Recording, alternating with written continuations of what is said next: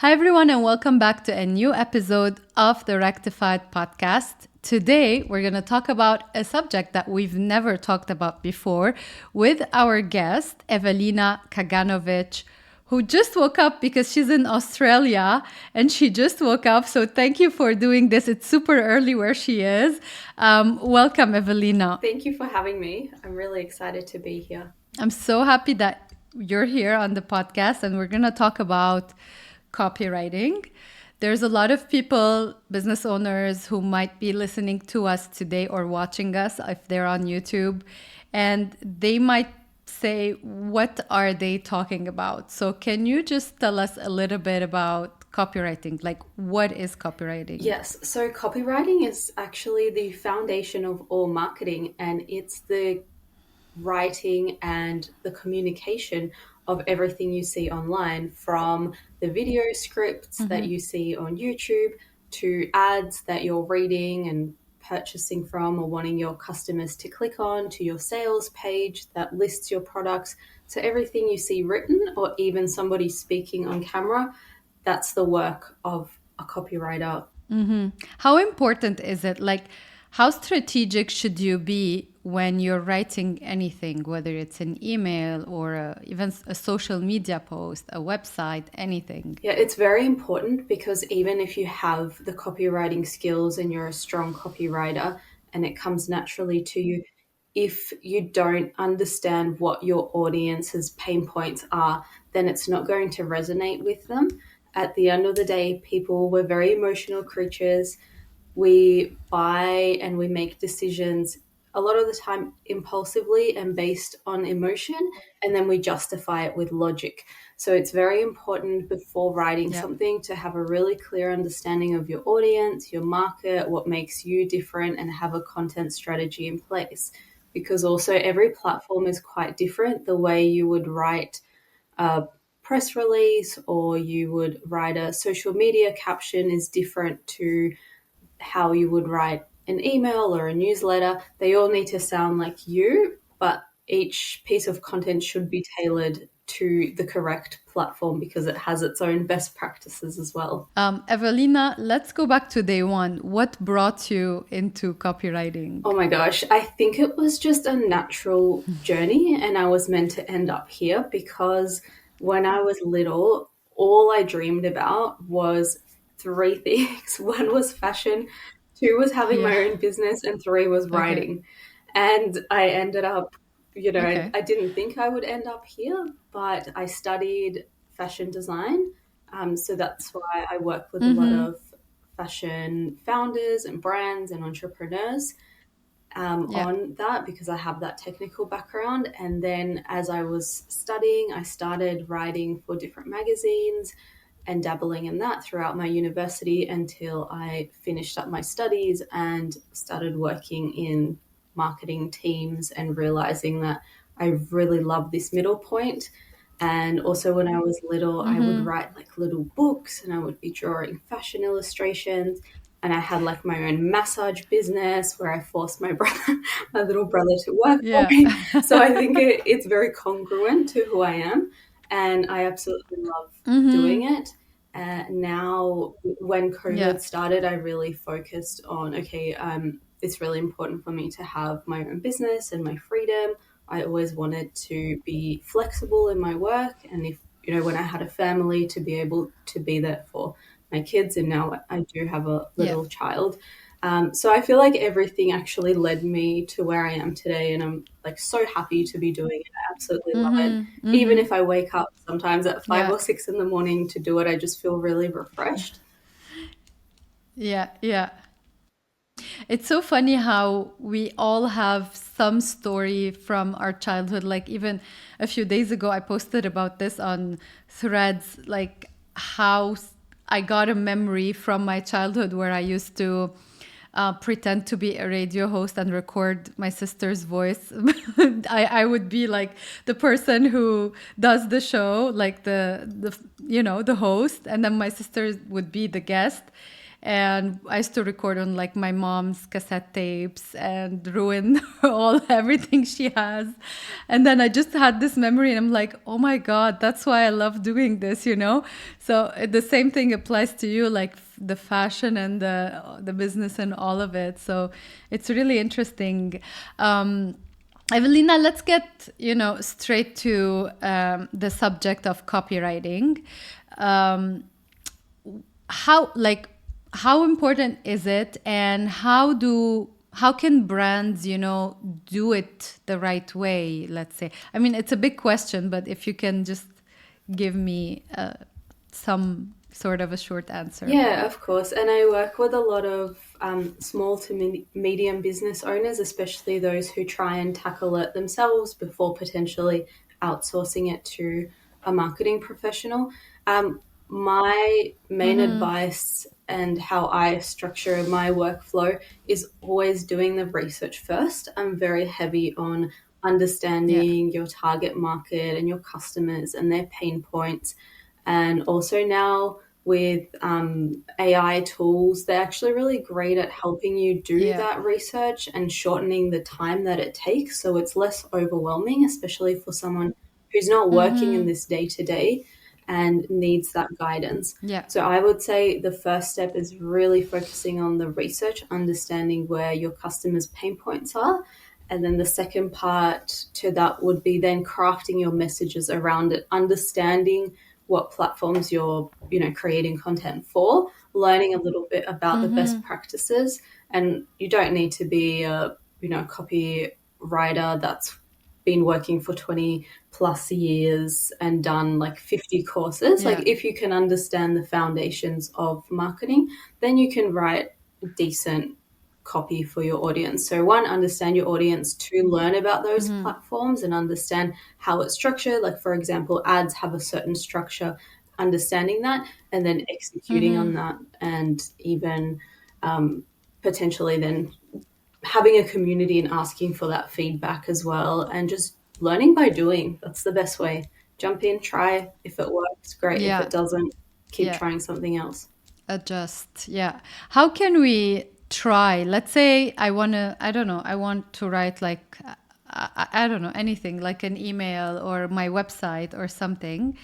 And I find like we write all this text, let's say a website. Okay. We write all this text and we do all everything right. But right, I'm thinking that it's right. But then I see that nobody's understanding maybe, or if I'm showing it to someone, they don't know what I'm talking about. Like how can we see, let me rephrase this, how can I know if it's working or it's not working?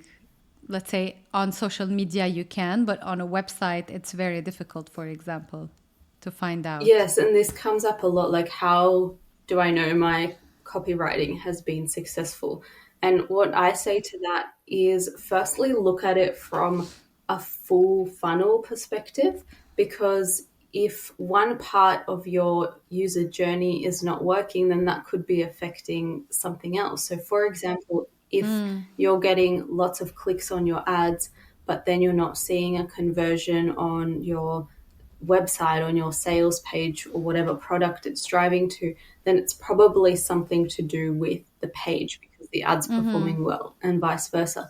But I would say, in terms of how to know if it's successful, firstly look at your funnel and identify where those leaks and those holes are, where you can see an evident drop where it's not congruent with the Yeah. average and industry standards, and then identifying, okay, so my website, I can tell, is the problem. So then going through it and following best practices of firstly looking at the structure and the messaging, if the messaging aligns with the audience, again being really clear with call to actions and buttons to making sure it speaks to the audience, it connects, all the links are working. There's so many parts, and a good way as well is Yeah. to get feedback, and by doing user testing, and that can be as simple as posting in community groups that have your target audience and getting some feedback from them, because sometimes we're so stuck working on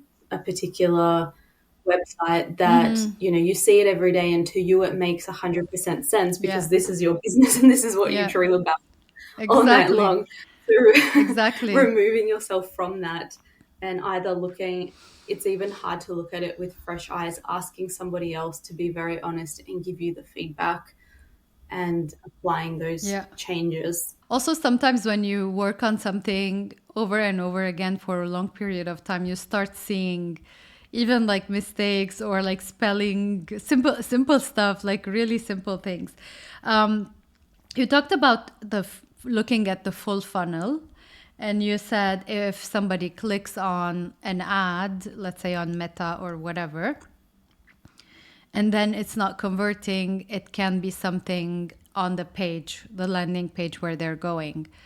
Um, how can I know that it's that? And for example, it's not my product. Like they looked at it quickly in an ad, there's an image of something, whatever it is, like a pen or whatever it is that we're selling.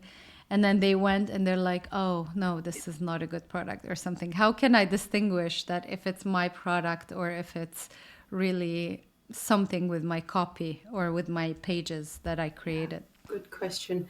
Well, firstly, I think it's making sure, and this comes down to way before you write your copy, that your actual product matches who you're selling it to and solves a real pain point and a real need, and also tailoring it to show a completely new way that it will benefit the person. Realistically, there's so many products out there from so many brands and a lot of people offering very similar things. So it's very important to stand out and Yeah. offer something new.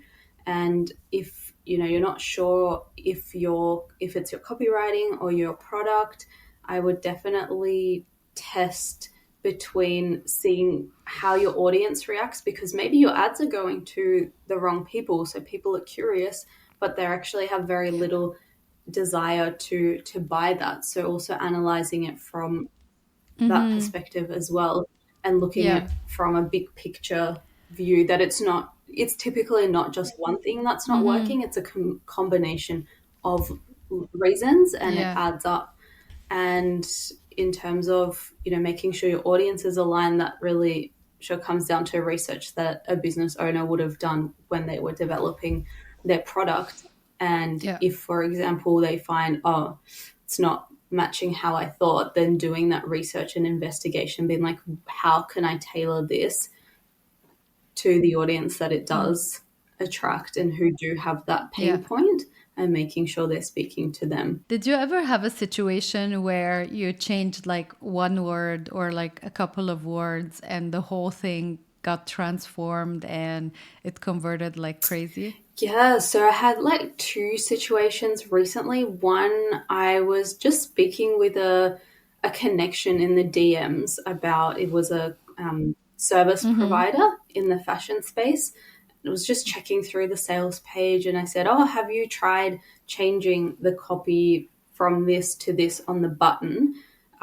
You're welcome to try Yeah. this. And he said he did and saw a significant jump in conversions just from the writing on the little button, which is Well, crazy because you wouldn't think it makes a difference. yeah. But if you think about it, even the difference between a 5 to 10% conversion rate is literally double.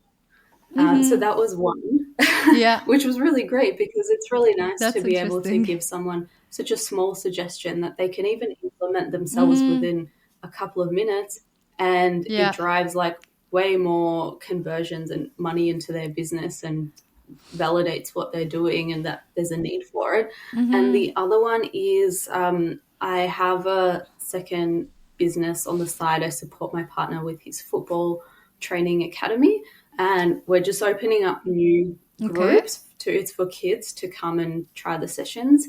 And we haven't done much marketing before because it's very grassroots. And what we did was Yeah. we just started running ads recently. So I did the whole marketing content funnel strategy, and we were offering a trial session that was like it was for a small fee, and we saw Yeah. some conversion, but it wasn't as good as we were hoping.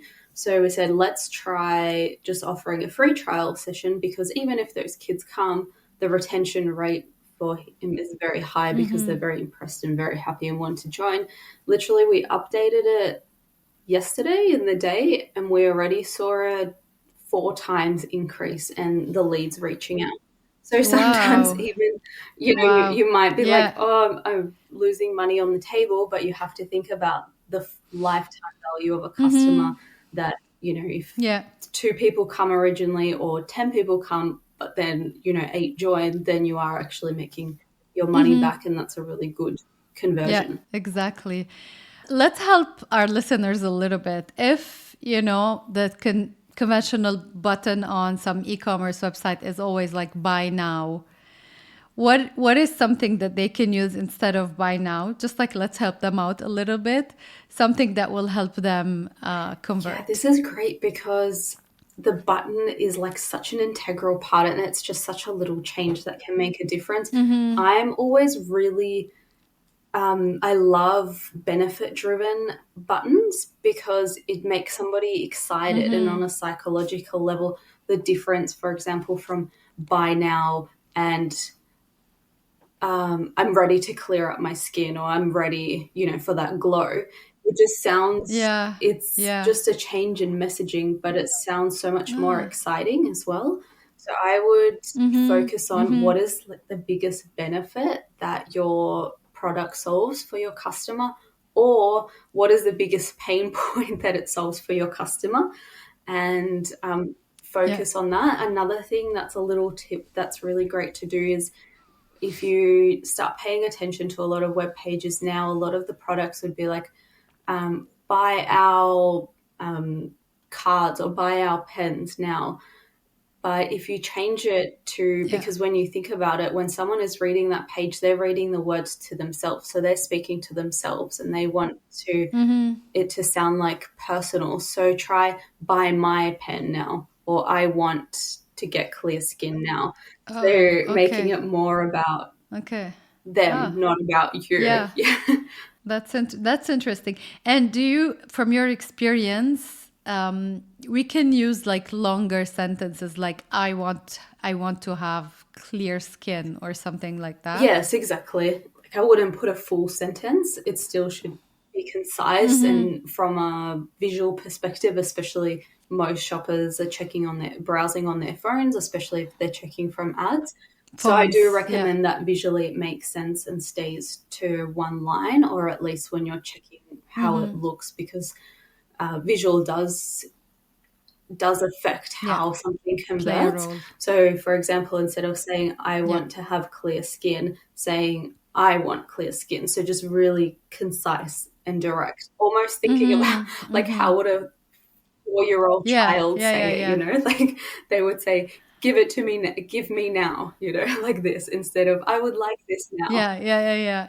Give me now works. Yeah, or give me clear Did you now, try give or me now? it also has to be congruent to your Oh, brand. okay. If your Yeah. brand is Yeah. a bit bold and sassy, and you have charisma and Yeah. personality, then that Yeah. would work. But if you're more professional and you speak to a more elevated audience who are maybe like business Yeah. executives, Yeah. then probably that won't work. So it has to be relevant to how your audience speaks. So it depends on what you're selling also and what your brand is. If it's a luxury item or if it's like I don't know, a workout outfit, it can be two different things, right? Exactly, because your audience, say a Gen Z who's like super trends driven, like really trendy, loves like hype culture, will speak differently to how maybe like a 45-year-old business executive who's a professional working in a corporate office will speak. And what I Yeah. like to do to actually find this out is I go on the social media platform of choice and I literally check different accounts and look at the comments to see how this target market Yeah. communicates. And that will give you a really good understanding of what kind of language to use. And now there's even some great AI tools that do that work for you. They scrape the comments Yeah. and they'll show you like, this is the trend, these are the common words. And I would work that into your copy. Yeah. How important is it to be consistent with your brand personality and how you write, and basically your writing speaks to your ideal client. It's important because you're building a brand. Like, think of your brand as a person or a character. And, Yeah. you know, I find a lot of clients find it easier to write and to be able to personify their brand because, you know, it's hard. Like, it doesn't, it's an entity that doesn't really exist. You created it. Yeah. So when you give it a name, Yeah. or you say, okay, it speaks like Pluto, even for example, or it speaks like Carrie Bradshaw from Sex and the City, then it's a bit easier to Yeah. tailor your messaging. And of course, it has to be consistent because you're building an audience. And as a brand, you want your customers to buy from you when they start. You want them to become recurring customers. Yeah. So it has to be consistent. Otherwise, there's going to be gaps in your messaging and that trust will break Yeah. and people will just be confused. Like, they want to know, they come to you and they can expect a certain type of language and you're going to show up in the same way on the website, on your social media, on your emails. Yeah.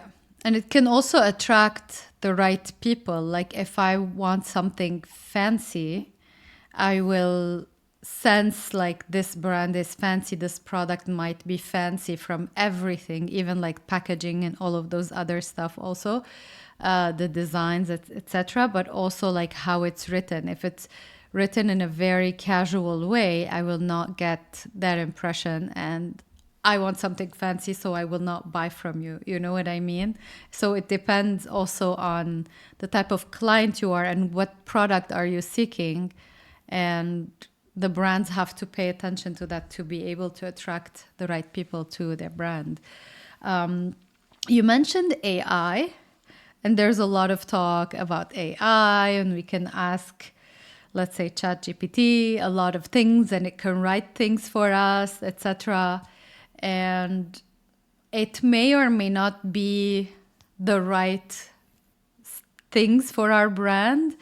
How can we use both and be able to also true to ourselves and our brand's personality, etc.? Yeah, look, AI is not going anywhere. So from my perspective, it's actually a really great tool to, especially as a business owner who's growing your brand and you don't have much time, to learn some of these tools. And they're very user friendly because they can really speed up your process and do a really good job, Yeah. especially in areas where you yourself are not an expert in. So the AI actually pulls all this Yeah. information from all over the internet and gives you the average of that, which is better than somebody who has zero knowledge in something.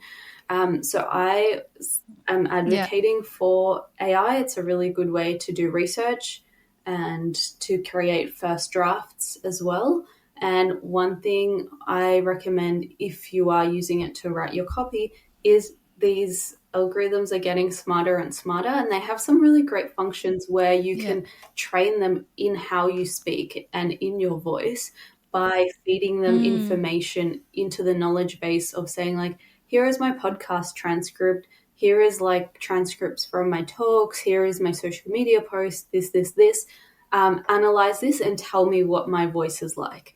And then it will give you, you know, like an Yeah. output, and you can keep refining it to help you create the copy.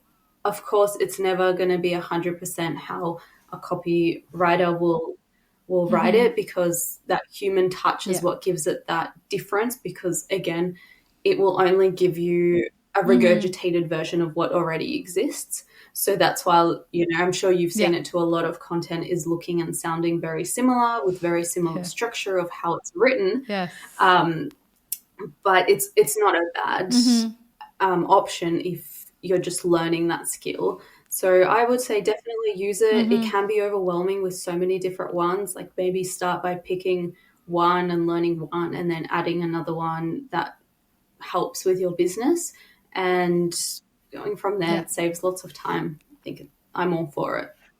Yeah. So basically, it's not taking over a copywriter's job, because if you want to be original and if you want to create something that's different from something that's existing, You need to have a human being who's actually creating these things. Yes, we get Yeah. influenced, obviously, by everything we've seen, but I feel that AI just takes things from, the world, whatever is existing, and then it synthesizes and brings you, like, sends you something, but it's not created uniquely for you. Do you agree with that? Yes, exactly. And it's also a good learning tool because if you're a business owner and you think, okay, um, I want to write my own content and copy because, like, for Yeah. whatever reason, and budget can be a big reason in that. I'm completely open about that, even though I work with clients and write copy.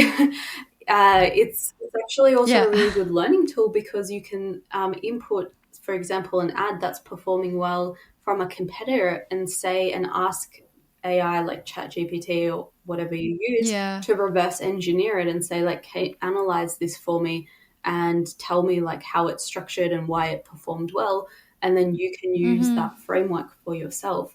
So I see the way Yeah. ChatGPT or AI is like transforming the industry kind of in three ways. One is there's a bigger divide between the need for copywriters and not, because a lot of brands are, doing it themselves and learning how to use ChatGPT, and don't need a copywriter anymore, which is totally fine. It is what it is and the market changes. But then there's a bigger Yeah. divide between, say, the 90% who don't, but then the 10% who do want a copywriter.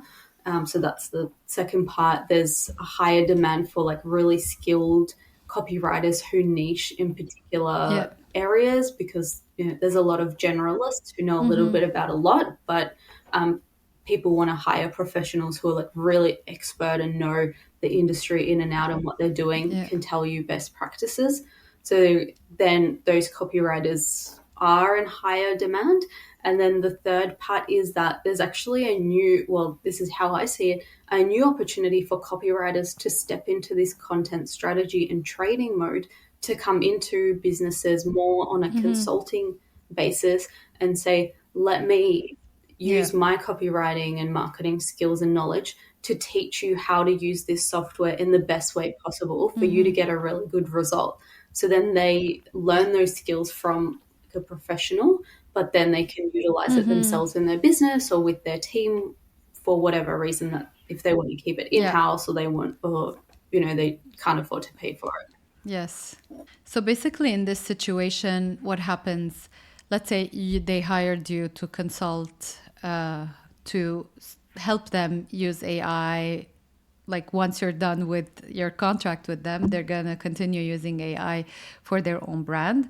What do you do? Like, you give them the basics, you define what their brand is, tone of voice, etc., and then you train their AI, or like, how does it Yeah, work? exactly. It depends on the client because everyone's needs are different. Some would say, "Oh, just set everything up for me, and then my assistant will use it and use prompts that they find online." Yeah. Other people say, "I really want to learn this and understand how it works from the inside out." So in that situation, it would be a lot more working together one on one and saying, "Okay, this is how you create a content strategy. This is why it's important, and then this is how you translate this information into the AI to feed it the right information. This is how you use the knowledge base. Then this is a series of prompts that you can use to create posts for this, or write your emails." And just looking at their biggest pain points and really also being like, what is the 20% in your business in content creation Yeah. that will create 80% of the results? Because we live in such a content society. Like there's just, sometimes it's Yeah. impossible And to it's so stop. Yeah, fast. like could be making content Yeah. 24/7. So I like to be like, let's focus on the thing that moves Yeah. the needle and helping them make that up. And sometimes it's also working with someone closely for a couple of months. The first month's really intensely guiding them through everything. The second month's stepping away a little bit so they can step in and start learning themselves, and then giving them clarification and feedback, and so they can learn. And the third month, it's like, okay, I'll be hands off, you do it, and then we'll come together and I'll give you some feedback. So then it's a more gradual learning process where they feel more comfortable going from, I don't know anything about this or how Yeah. to use this, to, I'm doing it and I'm getting results and I'm feeling really happy Yeah. and comfortable. Yeah. So at the end of the day, we all need a human being. We can't just be using AI. We always need a human being to be our what can I say? Like the link between the brand and AI. We need someone like you, for example, to tell us what to do and to train this AI to understand us, our brand, our clients, our everything, like the brand's persona, let's say, so that it can create the right copy for us. This is amazing. Evelina, tell us a little bit about how can someone work with you. First of all, you're in Australia, and most of our listeners are in North America.